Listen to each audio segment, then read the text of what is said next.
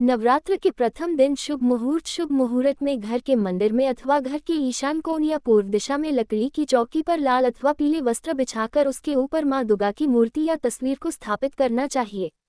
तारांकन प्रतिपदा के दिन सुबह शुभ मुहूर्त में कलश स्थापना।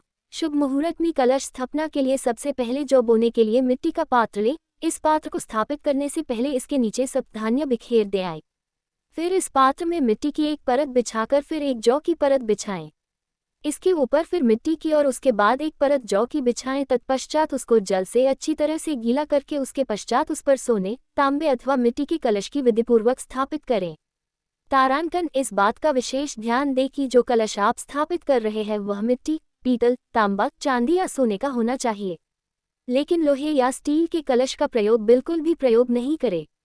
तारांकन कलश को गंगा जल से भरकर उसमें पंचरत्न, रोली, मीठा, चांदी का सिक्का डालकर उस पर आम के पत्ते लगाकर कलश को ढक्कन से ढक दें। तारांकन फिर उस ढक्कन में अक्षत भरकर उस पर जटा वाला नारियल किसी लाल चुनरी में कलावा से लपेटकर उस पर रख दें। कलश के कंठ पर मोली अवश्य ही बांध दें। नवरात्रि में मां के आगे जो दीपक जलाएं उसमें रुई की जगह यदि सूती लाल कलावे का प्रयोग किया जाए तो मां की शीघ्र ही कृपा प्राप्त होती है, इसलिए दीपक की बत्ती में सूती लाल कलावे का प्रयोग करें।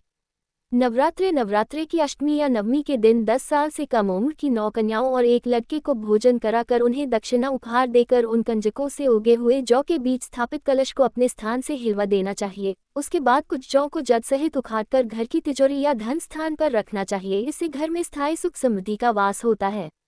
नवरात्रि के अंतिम दिन कलश के पानी को पूरे घर में छिड़क देना चाहिए। इससे घर से अशुभ शक्तियां समाप्त होती है। नारियल को तोड़कर माता दुर्गा के प्रसाद स्वरूप घर के सदस्यों के बीच में बांट देना चाहिए। अश्विन मास के शुक्ल पक्ष में आने वाली शारदीय नवरात्रि पूरे भारत में भक्ति और उमंग का अद्भुत संगम लेकर आती है।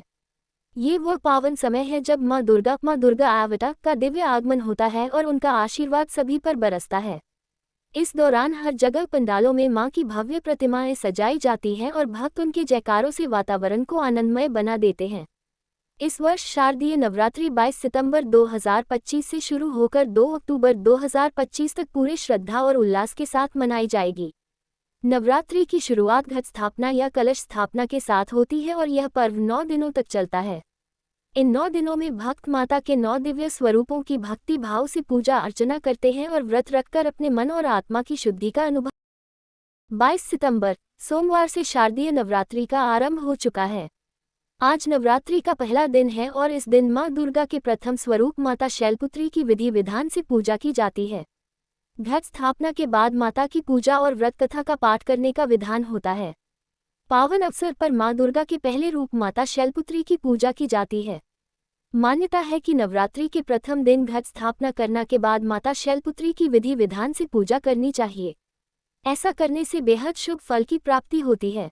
माता पार्वती को शैलपुत्री कहा जाता है। शैल का अर्थ होता है हिमालय और पर्वतराज हिमालय की पुत्री होने के चलते पार्वती माता को शैलपुत्री के नाम से जाना जाता है।